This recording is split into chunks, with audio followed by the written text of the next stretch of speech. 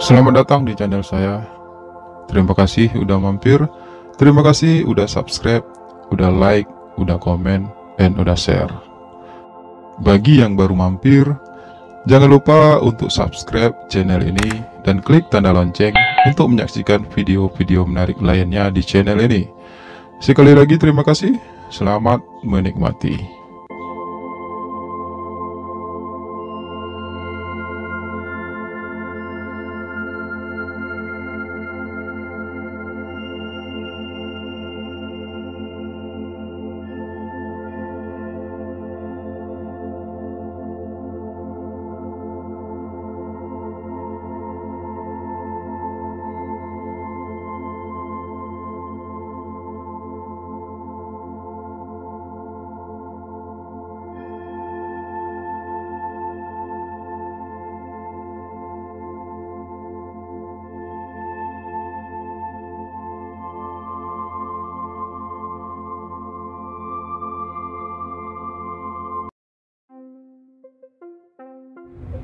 Namaku Angga.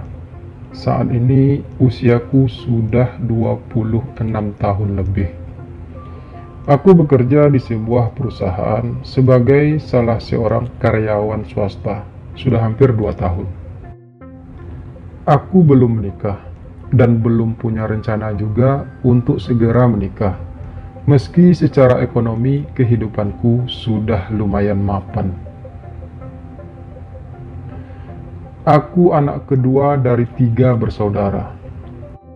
Kakak pertamaku laki-laki, sudah menikah dan sudah punya 2 orang anak. Sedangkan adik bungsuku juga seorang laki-laki dan masih kuliah. Mamaku sudah lama meninggal saat aku masih berusia belasan tahun. Sedangkan papa baru 2 tahun yang lalu menyusul mama.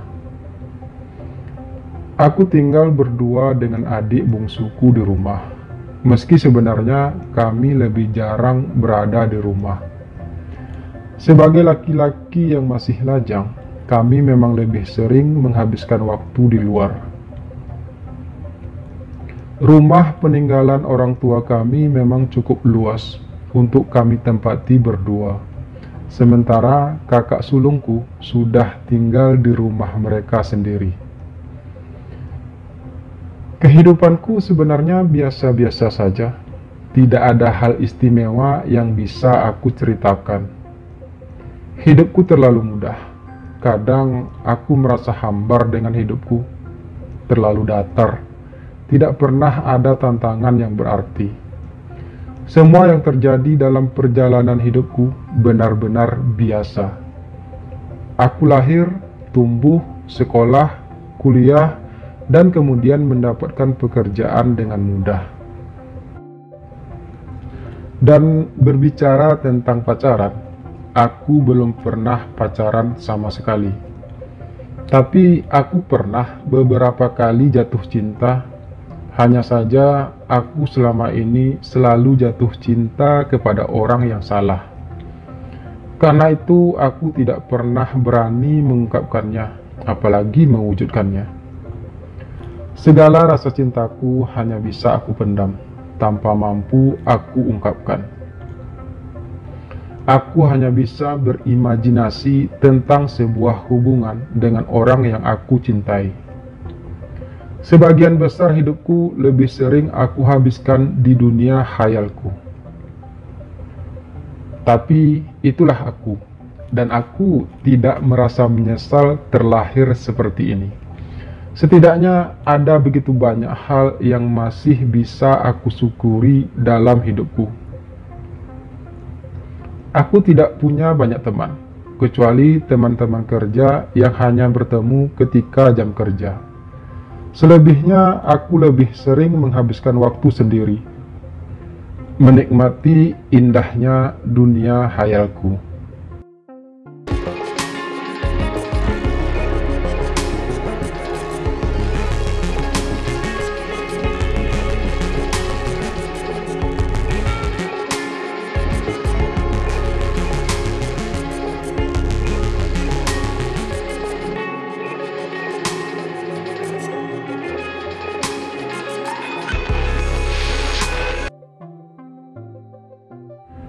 Untuk mengisi kekosongan hari-hariku, terutama saat hari libur, aku punya sebuah hobi yang aku lakoni sejak kecil, yakni memancing. Bukan memancing keributan ya. Memancing seperti sebuah hobi keturunan bagiku, karena sejak kecil aku paling sering diajak papa untuk ikut dengannya pergi memancing. Hal itu terus berlanjut hingga aku dewasa dan papa akhirnya pun meninggal. Sejak papa meninggal, aku tetap menjalankan hobiku tersebut. Hanya saja aku selalu pergi sendirian. Jarak desa tempat aku memancing dengan kota tempat aku tinggal hanya lebih kurang 60 km. Atau sekitar 1 jam perjalanan naik mobil. Setiap minggu aku selalu rutin pergi memancing, hingga aku punya langganan sendiri untuk menyewa pompong di desa tersebut. Oh ya, bagi yang belum tahu, pompong itu adalah sejenis kendaraan air yang digunakan oleh masyarakat desa untuk transportasi mereka di sungai. Pompong adalah sejenis kapal kecil yang menggunakan mesin diesel. Pompong terbuat dari kayu yang diolah sendiri oleh masyarakat desa. Pompong memiliki rumah di bagian atasnya untuk tempat berteduh. Biasanya, pompong bermuatan untuk 4 atau 5 orang. Tapi karena aku yang lebih suka pergi memancing sendiri, aku hanya berdua dengan sopir pompong tersebut untuk pergi memancing di sepanjang sungai.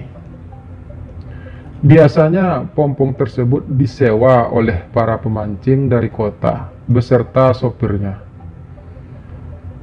Karena sudah teramat sering datang ke desa tersebut untuk memancing, aku punya sebuah pompong langganan setiap minggunya.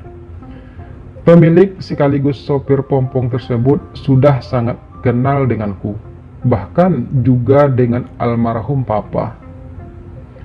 Pemilik pompong tersebut memang sudah cukup tua, tapi beliau masih kelihatan sehat dan bugar.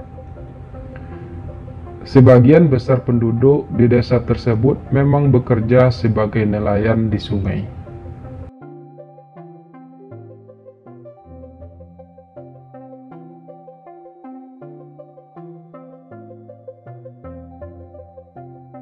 Pada suatu minggu, seperti biasa, aku berniat untuk pergi memancing sendiri. Namun kali ini, aku tidak pergi dengan bapak pemilik pompong yang biasa aku sewa. Karena pada saat itu, beliau sedang berada di rumah sakit untuk menemani istrinya berobat. Untuk menggantinya membawa pompong tersebut, beliau sengaja meminta seorang pemuda yang masih merupakan keluarganya untuk menemaniku memancing. Pemuda tersebut berperawakan sedang dengan kulit sawo matangnya. "Dani, Bang," begitu pemuda tersebut menyebut namanya ketika kami berkenalan. "Angga," jawabku ringan. Dani memiliki belahan tipis di dagunya yang membuat ia jadi manis dilihat. Tubuhnya cukup kurus, tapi sangat berotot, terlihat kekar. Dani kalau kuperkirakan baru berusia 20 tahun. "Kamu masih kuliah?" tanyaku berbasa-basi ketika akhirnya pompong tersebut berlabuh di pinggiran sungai tempat biasa aku memancing. "Saya nggak kuliah, Bang," jawab Dani datar. "Oh," ucapku manggut-manggut sambil mulai mengeluarkan peralatan mancingku. "Jadi kegiatan kamu sehari-hari apa?" tanyaku lagi. "Ya, seperti kebanyakan penduduk di sini, Bang. Cari ikan di sungai, atau sekali-kali bawa orang mancing seperti ini," jelas Dani. Aku mulai memasang pancingku. Suasana sungai pagi itu cukup sunyi. Biasanya memang seperti itu, karena kami pergi memancing agak sedikit jauh dari pemukiman penduduk. Dengan menggunakan pompong, kami para pemancing memang bisa pergi sejauh yang kami inginkan sepanjang sungai tersebut. Dalam satu hari, kami biasanya berpindah-pindah untuk mencari lubuk ikan yang banyak. Di sepanjang aliran sungai tersebut masih dikelilingi hutan belantara di pinggiran sungainya. Penduduk di desa tersebut sangat jarang berlalu lalang di sungai apabila sudah terlalu jauh dari perkampungan. Biasanya para penduduk yang bekerja mencari ikan lebih sering berada di anak-anak sungai. Dani terlihat santai berbaring di bagian dalam pompong sambil menungguku memancing. Di dalam pompong juga tersedia peralatan memasak seperti kompor, kuali, dan peralatan lainnya. Namun biasanya aku lebih memilih membawa nasi yang aku beli di rumah makan terdekat. "Bang Angga, mau saya bikinin kopi?" tanya Dani tiba-tiba. Ia sudah duduk di belakangku. "Boleh, kalau kamu nggak keberatan sih," jawabku ringan. Dani bersegera untuk membuat kopi untuk kami berdua. Biasanya si pemilik pompong juga melakukan hal tersebut setiap kali aku pergi memancing dengannya. Itu memang sudah menjadi salah satu tugas dari mereka untuk melayani kami para pemancing selagi masih dalam batas kewajaran. "Kamu nggak suka mancing?" tanyaku berbahasa basi lagi, setelah Dani menyediakan secangkir kopi di sampingku. "Nggak terlalu suka, Bang. Kalau kami kan sudah hampir setiap hari berurusan dengan ikan. Meski kami menangkapnya dengan cara yang berbeda," jawab Dani lugas. "Kamu udah nikah?" aku bertanya lagi, sekedar menghilangkan kejenuhanku karena ikan agak jarang makan pagi itu. "Belumlah Bang, kan masih 20 tahun. Bang Angga sendiri udah nikah?" balas Dani bertanya balik. "Belum," jawabku singkat. "Kenapa? Bang Angga kayaknya udah cukup mapan untuk berumah tangga," balas Dani lagi. "Bukan kenapa-kenapa sih, memang lagi belum kepengen aja," aku menjawab pelan. "Emangnya Bang Angga udah berapa usianya?" tanya Dani. "Saya udah 26 tahun, jawabku. Suasana kembali hening. Aku sedikit menyibukkan diriku dengan mengangkat pancing dan mengganti umpannya. "Mau pindah Bang?" Dani bertanya, melihat aku belum mendapatkan satu ekor ikan pun. "Nggak usah, di sini aja.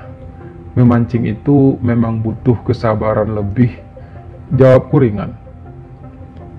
"Sama seperti halnya hidup ini ya Bang, butuh kesabaran," ucap Dani yang membuatku meliriknya.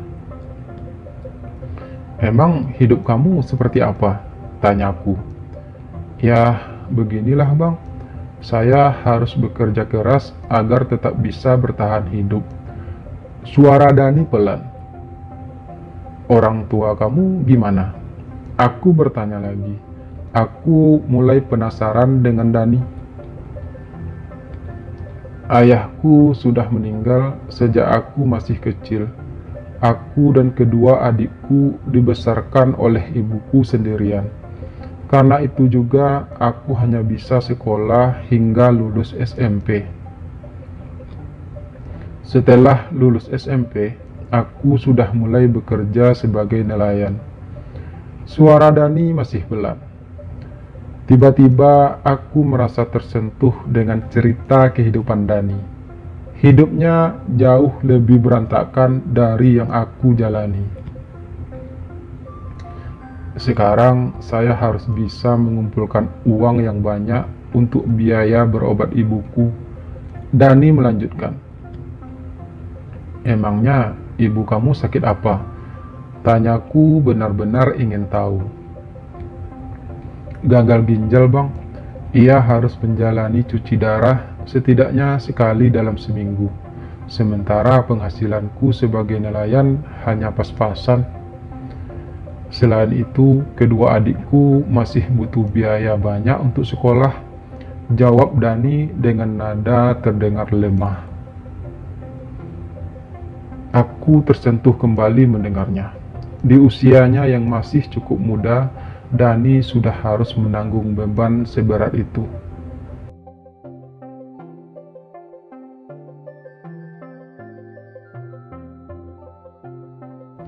Terus terang, aku terkesan dengan Dani.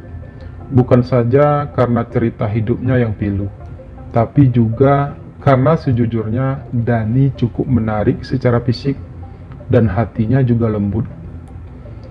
Aku mulai berpikir untuk bisa membantu Dani. Setidaknya dengan begitu, aku jadi punya tujuan. Hanya saja, aku agak ragu menawarkan bantuan kepada Dani. Aku takut ia tersinggung. Saya akan melakukan apapun, Bang, asal ibu bisa sembuh, cerita Dani lagi. Kata dokter, ibu bisa sembuh jika ia segera dioperasi. Namun biaya untuk operasi sangat besar. Aku tak sanggup membayarnya, lanjut Dani.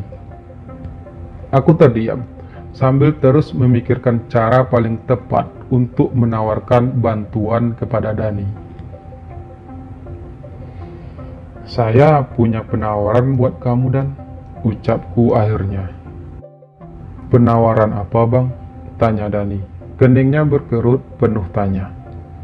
Tapi kamu jangan tersinggung ya, balasku. Dani hanya mengangguk. Sepertinya ia memang benar-benar ingin tahu. Aku ingin membantu kamu, Dan.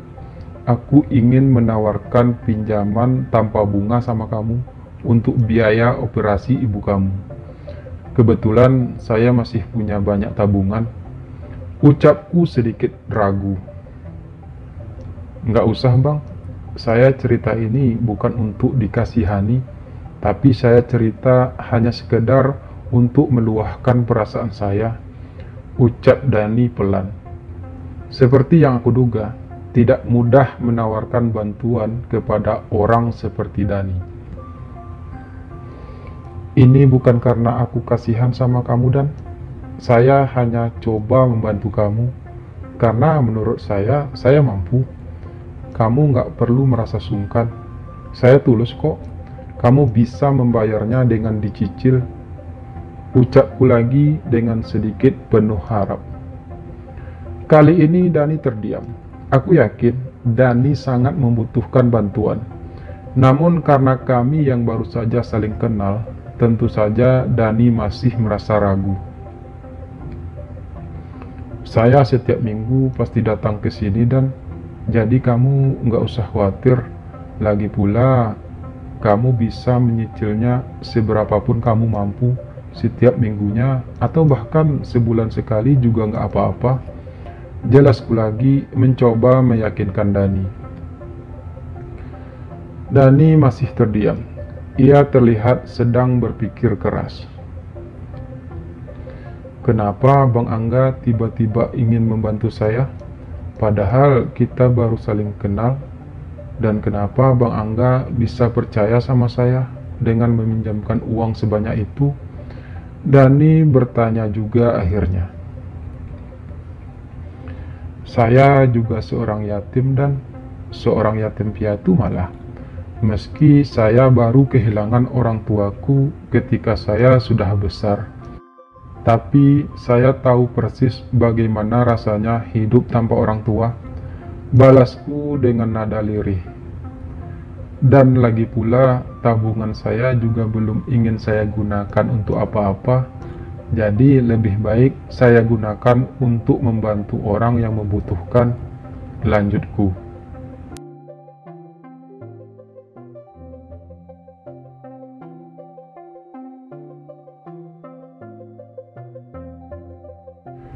Makasih ya Bang Angga.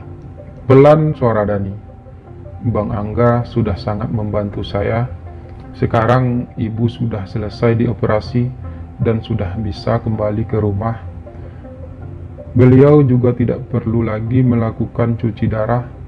Setidaknya itu sudah cukup mengurangi biaya hidup kami. Dani melanjutkan. Kali ini kami bercerita di dalam pompong seperti biasa. Sejak Dani akhirnya memutuskan menerima tawaran pinjaman uang dariku sebulan yang lalu, aku memang semakin sering pergi memancing bersama Dani. Bahkan ketika bukan hari libur pun, saya masih menyempatkan diri untuk pergi memancing. Ya, harus saya akui, Dani telah mampu menyita perhatianku. Aku mulai menyukai sosoknya. Aku diam-diam mulai mengagumi Dani. Bunga-bunga cinta mulai tumbuh perlahan di hatiku. Tapi hingga saat ini aku hanya mampu memendamnya, membayangkan wajah manis Dani hampir setiap malam, memimpikannya di setiap tidurku. Udah, santai aja Dan.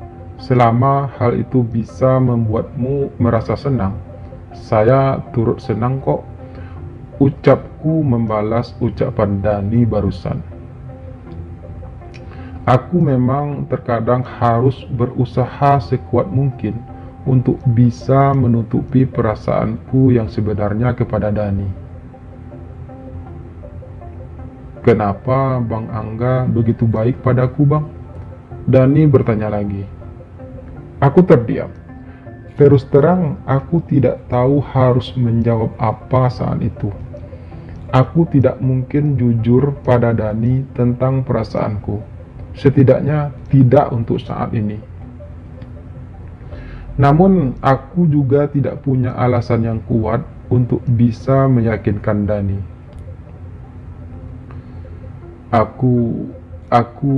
Sebenarnya aku suka sama kamu, Dan. Ucapku akhirnya. Dani menatapku setengah tak percaya. Dahinya mengerut. Apa yang membuat Bang Angga begitu menyukai saya? Padahal saya hanya seorang nelayan miskin. Suara Dani terdengar lirih. Saya juga nggak tahu kenapa, Dan. Tapi yang pasti, sejak pertama kali melihat kamu, aku mulai tertarik sama kamu. Jawabku pelan. Di mataku, kamu begitu manis. Kamu juga terlihat kekar. Dan terlepas dari itu semua, kamu juga punya hati yang lembut. Lanjutku masih terdengar pelan. Tapi Bang, aku bukan siapa-siapa, Bang. Aku yakin begitu banyak orang yang tertarik pada Abang, terutama orang-orang kota. Kenapa Abang justru memilih aku? Suara Dani terdengar lemah. Cinta adalah sesuatu yang rumit dan kita tidak pernah tahu kapan dan kepada siapa kita akan jatuh cinta. Dan ketika cinta itu tumbuh, kita tidak bisa begitu saja menghindar. Ucapku. Pertanyaannya adalah, apa kamu juga menyukaiku? Lanjutku bertanya. Kali ini Dani terdiam. Ia terlihat berpikir keras. Dahinya mengerut 2 kali lipat dari biasanya. Aku nggak tahu pasti apa yang aku rasakan terhadap Bang Angga. Namun Bang Angga begitu baik padaku. Bang Angga juga tampan. Dan terlepas dari itu semua, aku juga merasa nyaman bisa dekat dengan Abang. Dani berucap juga akhirnya. aku belum bisa menyimpulkan bahwa apa yang aku rasakan terhadap Bang Angga adalah sebuah perasaan cinta. Namun yang pasti, aku tetap bersedia kok untuk menjalin hubungan cinta dengan Bang Angga. Dani melanjutkan. Dan aku merasa bahagia mendengarnya. Setidaknya aku punya sedikit harapan untuk bisa menjalin hubungan dengan Dani, sang nelayan manis tersebut.